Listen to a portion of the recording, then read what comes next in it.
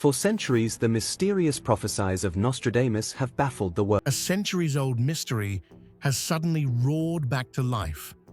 For over 500 years, the cryptic writings of Nostradamus sat largely as a curiosity for historians and conspiracy theorists. But now, one specific verse, long overlooked, is sending shockwaves across the Catholic world. And at the center of this growing storm is a name many never expected to hear: Cardinal Luis Antonio Tagle. It started as nothing more than online whispers, a few niche forums, some speculative YouTube videos, a handful of bold tweets. But what began as rumor has now taken on a life of its own. In an era driven by algorithms and viral content, an obscure quatrain from Nostradamus has been thrust into the spotlight, and its words are striking an eerie chord with current events inside the Vatican. The quatrain reads like a riddle frozen in time. After an old leader passes away, a man from Rome of middle years will take his place. Some will say he weakens his seat, yet he will rule for a long, lasting time with sharp, firm action. For centuries, these lines were interpreted in countless ways, often dismissed as too vague to mean anything concrete. But now, with Pope Francis aging and the Catholic Church facing global uncertainty, this passage is being re-examined with fresh eyes. How did a relatively quiet, soft-spoken cardinal from Manila find himself at the heart of this prophetic intrigue? That's the question fueling an avalanche of speculation. The growing chatter suggests that this ancient prediction may not be as abstract as many once thought. Could the rise of Cardinal Tagle be the very event Nostradamus foresaw centuries ago? Even seasoned Vatican observers admit something unusual is happening. Online discussions have exploded, blending historical prophecy with real-world politics. Videos dissect every word of the quatrain. Memes overlay Tagle's photo with cryptic captions. And beneath it all simmers an uncomfortable question that refuses to go away. Could prophecy be unfolding right now? For skeptics, it's all a coincidence, a harmless collision of old words and modern imaginations. But for others, it feels different this time. The timing, the details, the Vatican's shifting power dynamics. It's not just online noise anymore. It's entering serious conversations among church insiders, theologians, even global bookmakers, placing odds on the next pope. One thing is certain: the mystery has only deepened. Nostradamus wrote to confound. But in the digital age, his words are being interpreted like never before. The question remains: are we witnessing a self-fulfilling myth? Or did Nostradamus truly foresee a global religious shift half a millennium ago? But this is only the beginning. Because as we peel back the layers, the story behind Cardinal Tagle's meteoric rise grows even more astonishing. And what comes next may leave you questioning everything you thought you knew about history, prophecy, and power inside the Catholic Church. Long before the internet, before social media could amplify speculation at the speed of light, there was Nostradamus.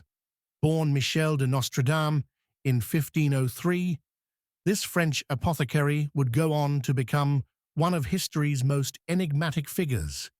To some, he was a gifted seer. To others, a clever writer who mastered the art of ambiguity.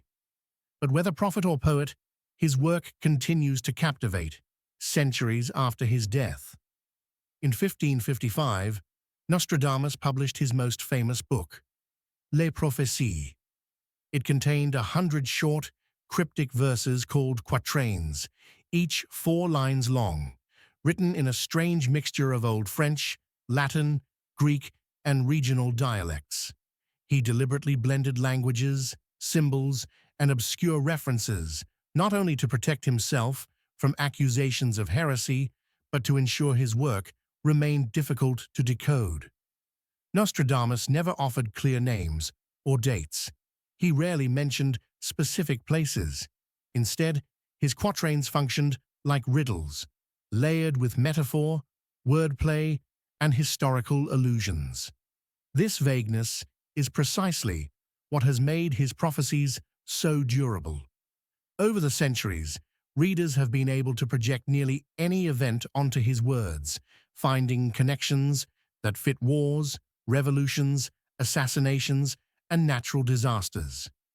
The flexibility of his language turned these short verses into timeless puzzles. His fans point to seemingly uncanny predictions, like the rise of Napoleon, the reign of Hitler, or even the attacks on September 11th, as proof of his foresight. Skeptics argue that hindsight always finds a way to make any event fit after it happens.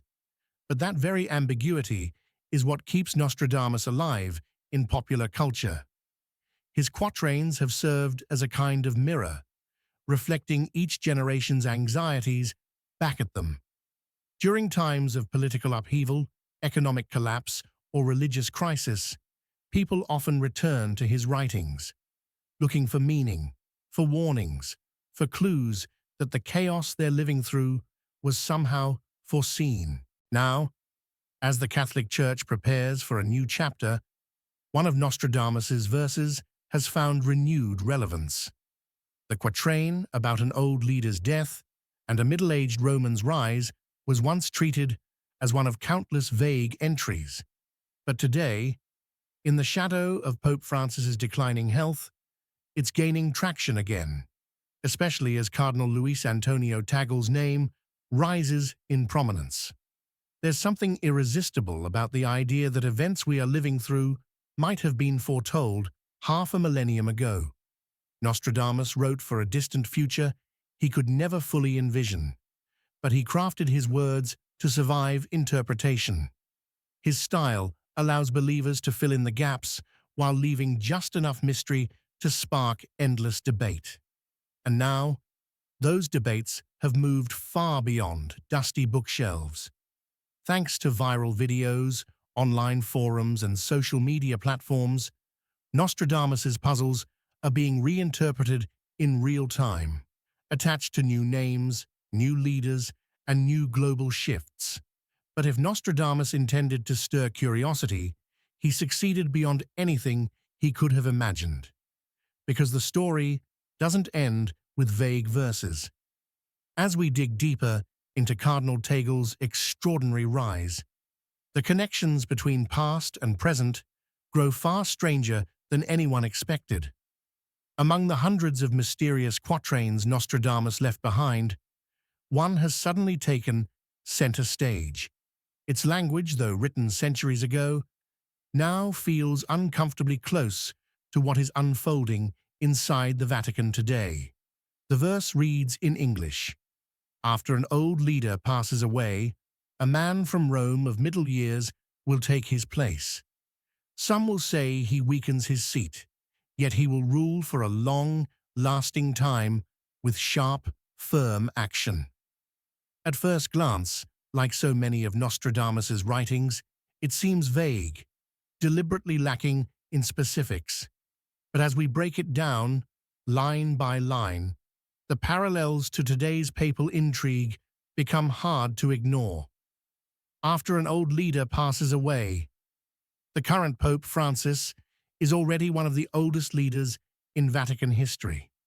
At 87 years old, his health has been a constant topic of concern. Multiple hospitalizations, surgeries, and public statements about his own mortality have fueled speculation that his time as pontiff may be nearing its natural conclusion. The phrase, "an old leader passes away," hardly feels abstract in this context. For many observers, this part of the prophecy feels almost too obvious to dismiss. A man from Rome of middle years will take his place. Here, interpretation becomes more fluid. Traditionally, a man from Rome would imply someone born or living in the Eternal City. Cardinal Tagle is from Manila, Philippines, a world away from Rome. But in the Catholic hierarchy, once a cardinal is called to the Roman Curia, as Tagle was in 2019, they essentially become part of Rome's inner structure. As the current prefect for evangelization, Tagle now holds one of the Vatican's most powerful positions, and he lives and works full-time inside Vatican City. As for middle years, Tagle's age fits neatly into this frame. Born in 1957, he is in his mid-60s, well past youth, but young compared to most popes at election. Historically, many popes have been elected in their 70s or 80s. Tagle's age offers both experience and longevity, making him an unusual but attractive candidate for long-term leadership. Some will say he weakens his seat. This line has sparked intense debate. Some interpret it as a reference to early criticism that might greet such a pope, perhaps skepticism about his Asian background, his progressive views on social justice, or his strong alignment with Pope Francis's reformist agenda. Others see it pointing toward the inevitable pushback Tagle would face from conservative factions who may resist further shifts in church doctrine and governance. Yet he will rule for a long, lasting time with sharp, firm action. Despite early doubts, the quatrain predicts a leader who will ultimately govern decisively. The phrase mordant activity, translated here as sharp, firm action, implies a leader unafraid to make difficult, even cutting decisions. This could reference doctrinal stances, global outreach, or internal Vatican reforms that require a steady, unflinching hand. Of course, all of this rests on interpretation, a skill Nostradamus all but invited with his cryptic writing style. His words can be stretched or compressed to fit countless situations, which is precisely why they continue to resonate across centuries. Still, the way this particular verse maps onto today's Vatican situation is what makes it so captivating for many. It's this blend of eerie coincidence and open-ended meaning that keeps Nostradamus's work alive. In the case of Cardinal Tagle, each piece of his story seems to slide into place beside this centuries-old puzzle. And as we move forward, the lines between coincidence and prophecy begin to blur. But there's more, because while Nostradamus offers the ancient riddle, Cardinal Tagle's meteoric rise within the Vatican's power structure adds a whole new layer of complexity to this unfolding mystery. Long before his name was whispered alongside ancient prophecies, Luis Antonio Tagle was simply a boy growing up in Manila.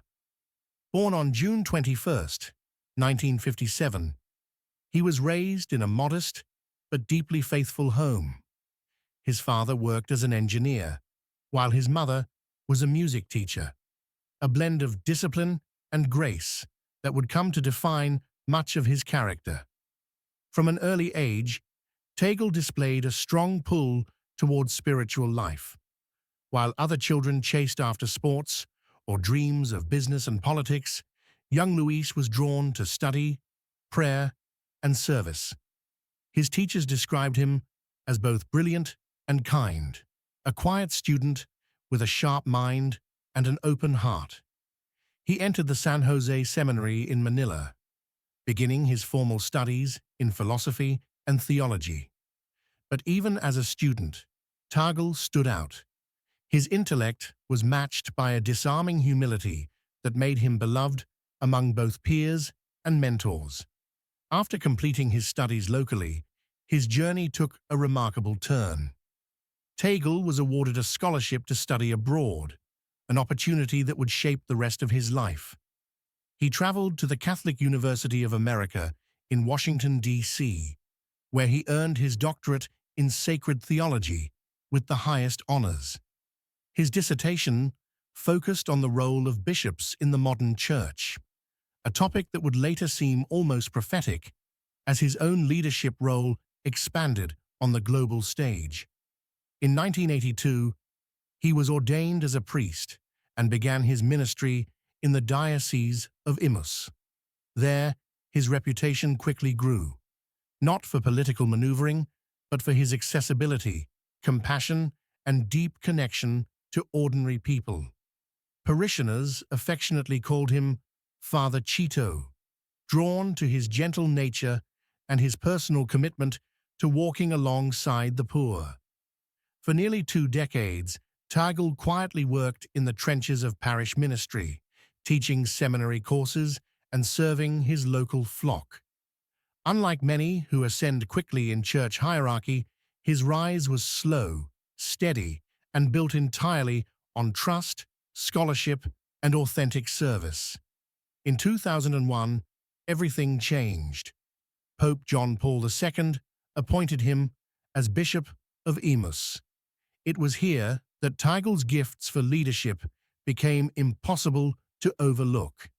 He launched programs for youth, expanded training for seminarians, and built bridges between the church and struggling communities. But still, he remained humble, never seeking the spotlight. A decade later, in 2011, Pope Benedict XVI elevated him again, this time to Archbishop of Manila. Suddenly, Tagle was no longer a local bishop, but the spiritual leader of millions of Catholics in one of the Church's most vibrant, complex archdioceses. His reputation as a pastor to the people only grew stronger. His rise did not go unnoticed in Rome. In 2012, Tagle was made a cardinal, and in 2019, Pope Francis brought him to the Vatican itself, appointing him prefect of the Congregation for the Evangelization of Peoples, a position that oversees missionary work in over 1,000 dioceses around the world. With this role, Tagle effectively became one of the most powerful non-European voices within the Church's leadership, a rare distinction for someone from Asia, and a major shift toward the global South, where Catholicism is growing fastest. Despite his elevated status, Tagle remains grounded. He still carries his own bags. He still takes time to talk with strangers. He still leads with compassion rather than ambition. And yet, as his responsibilities have grown, so has the speculation. To many within the Church, his ascent seems almost perfectly timed. His global reach, personal humility, academic brilliance, and close alignment with Pope Francis's vision make him one of the most intriguing figures in Vatican leadership today. But while some see a natural leader, others see the shadow of something far older, a prophecy that may be unfolding in real time.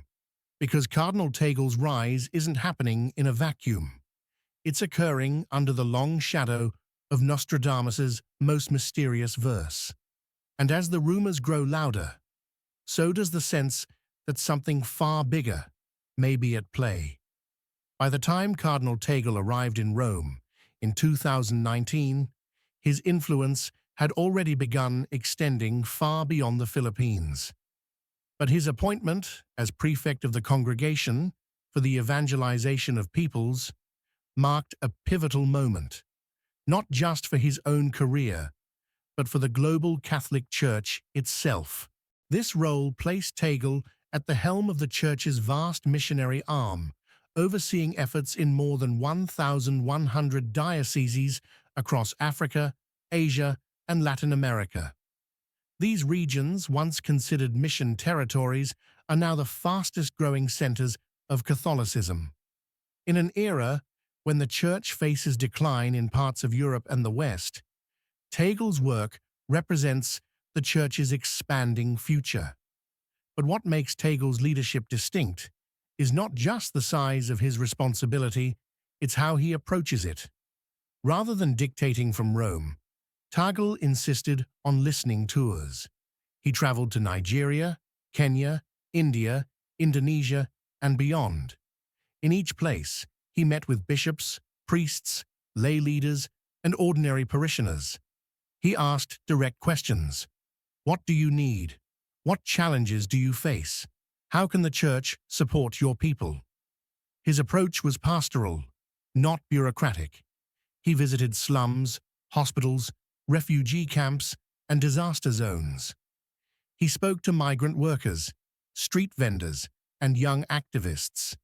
He wasn't just representing Rome, he was representing the struggling, often forgotten corners of Catholic life. These personal encounters solidified his reputation as a bridge builder between cultures, generations, and economic divides. When the global health crisis struck in 2020, Tagle's leadership was tested, with churches shuttered, travel halted, and millions cut off from spiritual care. His office quickly pivoted. Under his direction, the Vatican's missionary department became a global relief hub. Emergency funds were dispatched to struggling dioceses. Remote learning programs were launched to keep seminary training alive. Virtual prayer networks and online catechism classes connected isolated communities with the broader church. Even the United Nations took notice. In 2022, Tagle addressed the UN's Geneva office, urging governments to protect the dignity of migrants and refugees. His message was simple but forceful. Migration is not a problem to manage, but a shared human journey that demands compassion. That same year, the Vatican underwent one of its most significant internal reforms in decades. The Congregation for the Evangelization of Peoples was reorganized under a new structure, the Dicastery for Evangelization. Tagle was named Pro-Prefect, a title that gave him broader oversight and even closer access to the Church's inner governance. His influence didn't stop there. Tagle became Grand Chancellor of the Pontifical Urbaniana University, where he led reforms to make theological education more accessible to students in developing nations. He helped launch digital platforms showcasing missionary projects, local saints, and faith-based community work across multiple continents. Inside the Vatican, his quiet but decisive leadership style has earned him respect across factions. While conservative critics have raised concerns about his progressive leanings, few question his sincerity or the effectiveness of his approach. In an institution often paralyzed by politics, Tagle's ability to unite diverse voices stands out. But it's not just Vatican insiders who are paying attention. Around the world, Catholic communities in Asia, Africa, and Latin America increasingly see Tagle as a symbol of the Church's future, an inclusive, globally minded leader who understands both the burdens and the hopes of Catholics outside Europe. And as this influence grows, so does the curiosity. Was this simply a steady rise of a skilled and humble pastor? Or, as some now suggest, was it long foreseen, in cryptic words penned 5 centuries ago? The world is watching, not just for the next papal conclave, but for what role Cardinal Tagle might yet play in reshaping the global Catholic Church. But while his leadership is gaining momentum, an entirely new and unexpected factor has entered the conversation, a digital storm that has resurrected an old prophecy and pushed his name into viral headlines. As Cardinal Tagle's influence expanded inside the Vatican, something entirely outside of Rome began taking shape. The world was watching, but not just theologians, scholars, or church insiders. Suddenly, ordinary people, media outlets, and even betting markets were pulling his name into a global conversation that was part religious speculation, part viral sensation. For centuries, papal conclaves were whispered about in secretive circles, guarded by layers of ritual and privacy. But in the digital age, that quiet mystery has collided with modern media frenzy, and Luis Antonio Tagle's name has become one of the most frequently mentioned when people talk about the next pope. It started shortly after his appointment to Rome. International media, particularly in Europe, began describing Tagle as a fresh face with the perfect blend of orthodoxy and reform. The BBC called him a rising star. Catholic publications across the globe noted his growing visibility. Even secular outlets, who rarely cover internal church politics, began publishing profiles, exploring whether the next pope could come from Asia for the first time in history. But perhaps the clearest indicator of public fascination came from an unlikely place: betting markets. In London, European bookmakers began adding Tagle's name to their running lists of papabile, the informal term for cardinals seen as potential popes. His odds steadily climbed. At one point, he ranked among the top 5 names on multiple betting sites, standing alongside high-profile European and South American candidates. For some, these odds were meaningless entertainment. For others, they were a reflection of serious speculation, playing out behind closed doors. Online forums soon exploded with theories. Social media amplified every rumor, every interview clip, every photograph of Tagle standing alongside Pope Francis. Some began referring to him as the Asian Francis, highlighting his similar humility, focus on the poor, and theological alignment with the current pontiff's vision of a more inclusive pastoral church. YouTube channels dissected his every word. Twitter threads speculated about Vatican power shifts. Memes circulated showing Tagle as a humble shepherd stepping into the global spotlight. Even casual observers, many outside the Catholic faith entirely, became intrigued by the narrative. A warm, soft-spoken cardinal from Manila quietly positioned for one of the most powerful roles on earth. The fact that Tagle's personality seemed so unlike traditional notions of power only fueled the fascination. He carried his own bags through airports. He smiled easily. He spoke with a kind of sincerity that transcended cultural boundaries. In an era where trust in institutions has eroded, Tagle's perceived authenticity resonated deeply with both Catholics and non-Catholics alike, and the speculation only grew when his name began surfacing not just in serious journalism, but in viral online content. Social media influencers, prophecy channels, and religious bloggers began linking Tagle to Nostradamus's centuries-old quatrain about a middle-aged Roman rising after an old leader's death. Some even inserted his name directly into AI-generated prophecy models, blending fact, faith, and fiction into a digital whirlwind that spread faster than anyone could contain. The convergence of old prophecy and modern algorithms created a feedback loop that fed public imagination. Nostradamus's vague lines provided the perfect canvas. Tagle's rapid rise provided the narrative, and social media provided the fuel. But beneath the memes and viral threads, serious conversations were happening too. Many Vatican watchers acknowledged that Tagle's global perspective, pastoral sensitivity, and deep experience in both theology and practical ministry positioned him as one of the most natural successors to Pope Francis. His close relationship with the late Pope only amplified that perception.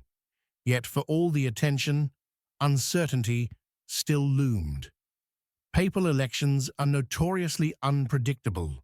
Alliances shift behind closed doors. Historical patterns are sometimes broken, sometimes fiercely defended. And while the world watches for smoke rising from the Sistine Chapel, no amount of betting odds or viral content can truly predict what happens when the doors finally close. Still, the buzz is undeniable. And now, with the world's eyes fixed on Rome, the mystery deepens further. Because while Tagle's name dominates headlines, an even older and more unsettling debate is beginning to resurface. A debate that reaches deep into the Church's ancient prophecies and long-standing fears. What might have once been a quiet scholarly discussion has now become something entirely different. In the age of viral media, even 16th century prophecies are being weaponized by algorithms. And Nostradamus, who crafted his quatrains in obscure coded language, is suddenly trending again, pulled into the swirl surrounding Cardinal Tagle's rise. It didn't take long for internet users to draw connections.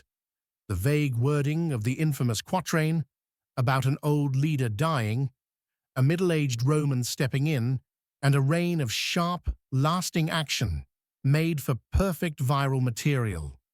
But now, instead of dusty academic papers, the verses circulate in eye-catching Instagram posts, breathless YouTube thumbnails, and attention-grabbing TikTok clips.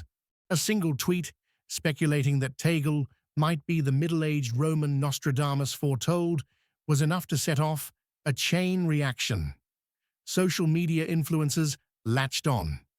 Prophecy-themed YouTube channels churned out slick, dramatized videos pairing Tagle's soft smile with ominous voiceovers, quoting the quatrain word for word. Soon, captions screamed, "Nostradamus predicted the next pope, and it's not who you think." Some content creators went even further. They stitched together lines from different quatrains, manipulated translations, and blended historical trivia with wild speculation to make the theory even more compelling. Entire AI-generated voice narrations dramatized the so-called Nostradamus Tagle prophecy. The result? Millions of views, thousands of comments, and a growing global audience caught up in the idea that an ancient French mystic may have foreseen this exact Vatican moment. But as the theory gained traction, a familiar problem surfaced: oversimplification. Experts on Nostradamus have long warned that his verses are intentionally cryptic. His language was built for ambiguity. Without proper historical context, even serious scholars struggled to decode the original intent behind the quatrains. They were never designed to fit cleanly into modern headlines. The quatrain about a Roman of good age was likely referring to church politics of Nostradamus's own time, or possibly even events long forgotten. The original text doesn't name Tagle, Asia, or the modern papacy. And yet none of that matters in the digital age, because when algorithms reward clicks, likes, and shares, nuance becomes the first casualty. Mainstream news outlets soon joined the conversation, not to verify the claim, but to report on the fact that the claim itself had gone viral. Could Nostradamus have predicted the next pope? Became a headline repeated across multiple platforms. And with each new article, the story spread further. The mix of ancient mystery, religious power, and modern media dynamics proved irresistible. After all, this wasn't just about church politics. It was about something deeper: the human desire to believe that great events are written in the stars long before they happen. Nostradamus offered a ready-made myth. Tagle's rapid rise provided a contemporary face, and viral platforms did the rest. But there's danger in this kind of viral prophecy narrative. Scholars have pointed out that turning papal succession into a prophecy-guessing game risks undermining the Church's true spiritual mission. The focus shifts from service, doctrine, and faith to sensational speculation. Even inside Vatican circles, some clerics quietly worry that the noise surrounding Tagle's candidacy, fueled by prophecy and media hype, could distort perceptions of his actual qualifications. Still, the momentum shows no signs of slowing. Memes continue circulating. New videos appear daily. Hashtags like Nostradamus prophecy and Next Pope trend intermittently, reigniting waves of online debate every time Tagle makes a public appearance. And as the papal succession draws closer, many wonder whether this viral firestorm will actually influence the perceptions of voting cardinals inside the conclave. Will some see Tagle as a divinely ordained figure? Will others see him as a media creation? The line between the two grows increasingly difficult to separate. One thing is certain: Nostradamus never imagined TikTok. But even as this modern media circus continues spinning, the far more serious question remains: what happens inside those Vatican walls when the doors finally close? And as we'll see next, history has shown that conclaves rarely unfold the way the world expects. While millions scroll through viral posts connecting Cardinal Tagle to Nostradamus, a very different conversation is happening quietly among scholars, historians, and serious students of prophecy. These voices offer a sobering counterbalance to the internet frenzy, urging caution and reminding us that we've been here before. Nostradamus's quatrains have always been a playground for creative interpretation. Since Les Prophecies was first published in the mid-1500s, generations of readers have attempted to match his cryptic verses to their own times. Every major global event seems to attract new claims that he predicted it. Wars, assassinations, natural disasters, even technological breakthroughs have all been tied to his work, often after the fact. And popes? They've been among the most frequent targets for these prophetic projections. During the election of Pope John Paul II in 1978, some claimed that Nostradamus had foretold the rise of a Slavic pope. When Benedict XVI was chosen, others pointed to quatrains they argued fit a German successor. The same happened again with Pope Francis, with theorists weaving together verses suggesting a South American pontiff was long foreseen. Each time, it made headlines. Each time, it fueled a brief wave of speculation. And each time, scholars pushed back.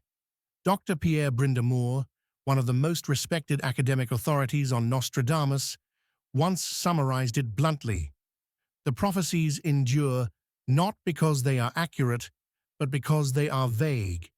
That vagueness allows almost anyone to retroactively attach meaning whenever global events align even loosely with his imagery. With Cardinal Tagle, the same cycle is repeating itself. The lines about an old leader dying and a Roman of middle years rising could be interpreted dozens of ways, as they already have been across multiple centuries. The fact that Tagle works in the Roman Curia allows modern readers to squeeze him into the prophecy, just as others have done with past papal candidates. Theologians within the Catholic Church have also been careful to distance official doctrine from these speculative readings. The Church has never endorsed Nostradamus's writings as authentic prophecy. His work holds no recognized place in Catholic teaching. While the Church acknowledges private prophecy in some limited forms, such as Marian apparitions after lengthy investigation, Nostradamus sits firmly outside any official endorsement. There's also a spiritual danger, scholars warn, in turning papal succession into a prophetic spectacle. Reducing the complex discernment of a new pope to a guessing game built on 500-year-old poetry risks trivializing the process. The Church sees the conclave as a deeply prayerful act of discernment, not a stage for fulfilling publicized predictions. Father Roberto Casale, a Vatican historian, put it this way: the Holy Spirit is not guided by quatrains. And yet that hasn't stopped these viral narratives from gaining enormous traction online, especially among younger audiences who blend fascination with mystery, conspiracy, and global power. For them, the allure isn't just about theology. It's about the idea that fate, prophecy, and ancient warnings might still govern world events in secret. Mainstream journalists have also started drawing attention to this trend of viral prophecy culture, pointing out that many of these claims rely on partial translations, intentional misquotes, or outright invented connections. In some cases, the original Nostradamus texts being cited don't even contain the phrases being shared online. This blending of ancient text with modern misinformation has created a digital echo chamber that can be almost impossible to break. Once a viral idea takes hold, amplified by algorithms, influencers, and mass sharing, it develops a momentum entirely disconnected from facts. But even as scholars sound the alarm, the fascination remains, because while serious academics urge restraint, the allure of prophecy, especially when attached to such a momentous decision as the next pope, taps into something ancient inside the human mind. The desire to believe that history unfolds according to some grand, secret blueprint. And so, as the Church edges closer to its next great transition, the question still lingers. Is this really a divine foreshadowing, or simply another example of how easily we bend vague words to fit the anxieties of our own moment?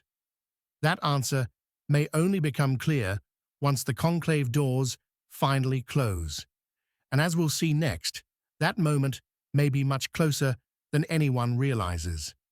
While viral theories and speculative bets dominate online conversations, inside the Vatican, the process of selecting a new pope follows a far older rhythm, one governed by centuries of tradition, strict protocol, and closed-door deliberation.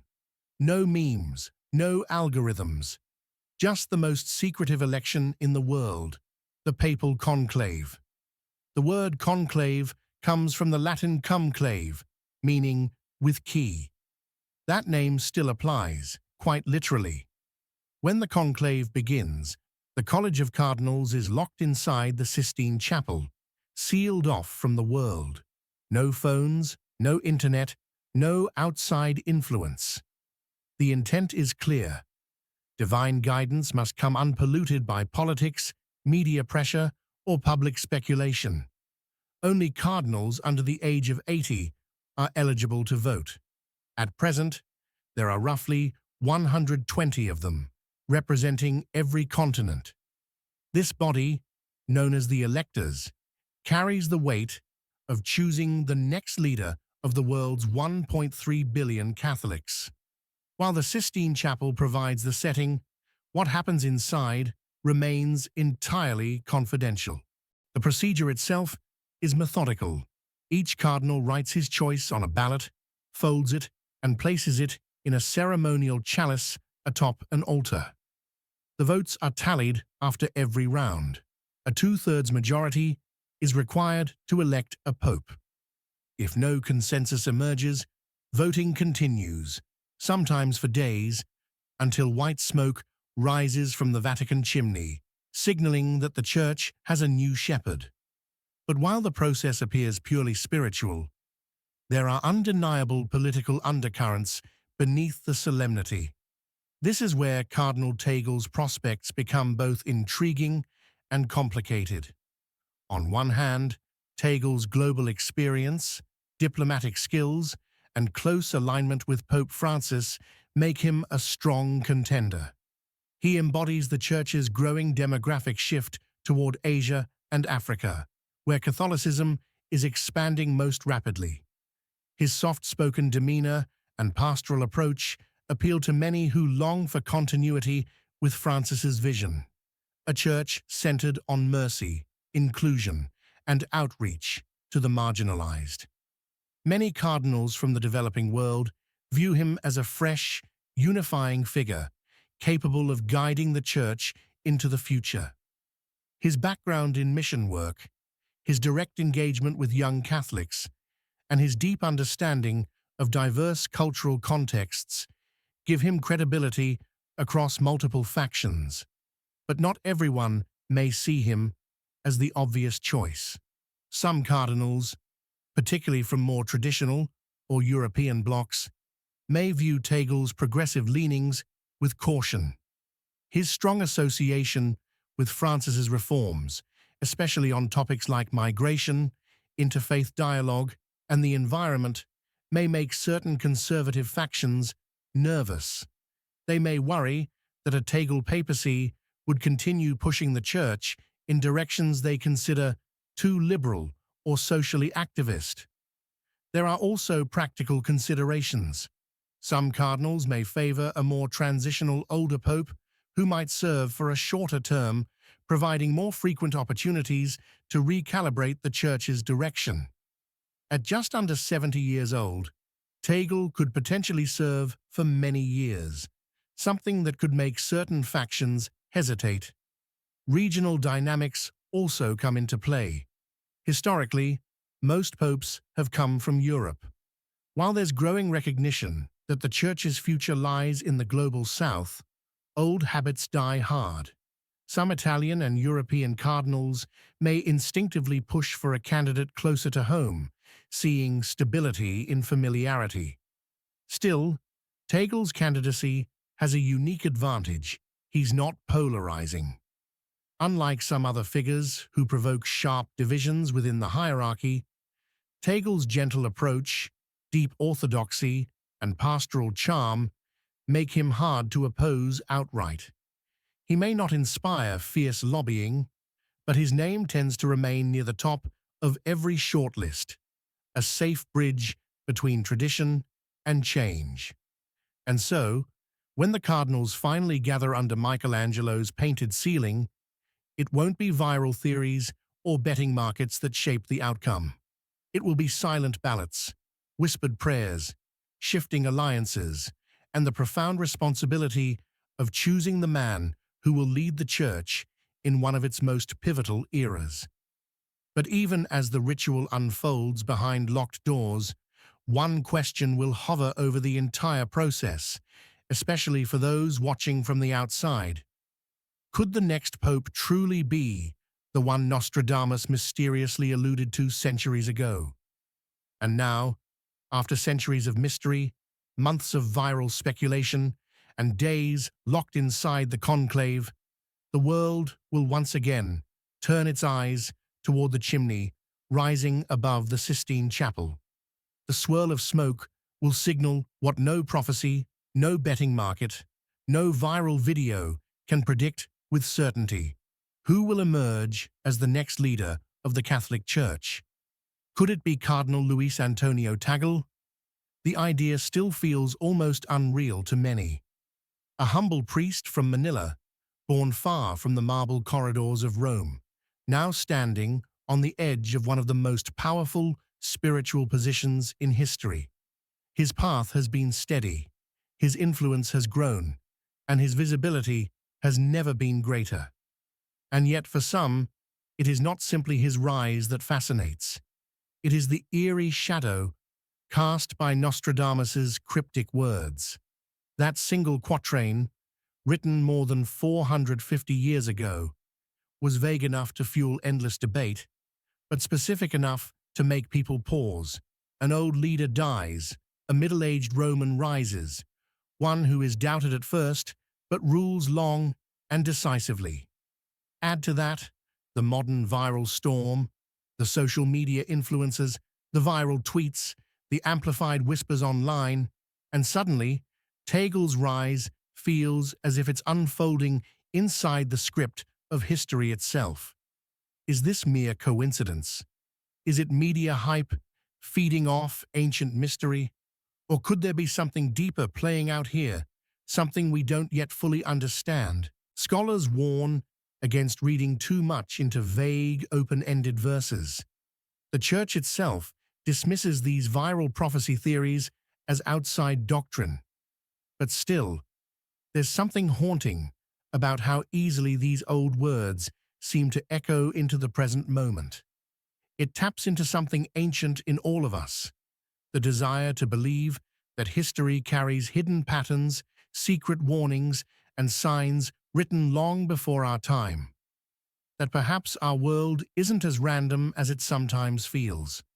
That somewhere, in the cryptic lines of an old French apothecary, glimpses of our future were recorded long ago. Could Tagle really be the one Nostradamus saw? For now, we don't have that answer. Only the cardinals behind those closed doors will decide. But the speculation will not die with this conclave, because no matter who steps onto the balcony when the white smoke clears, the fascination with prophecy, power, and divine destiny will continue. The questions will remain, and as history continues to unfold, so will the conversations, online, in churches, in universities, and across every corner of the digital world where mystery still sparks imagination. So, what do you think?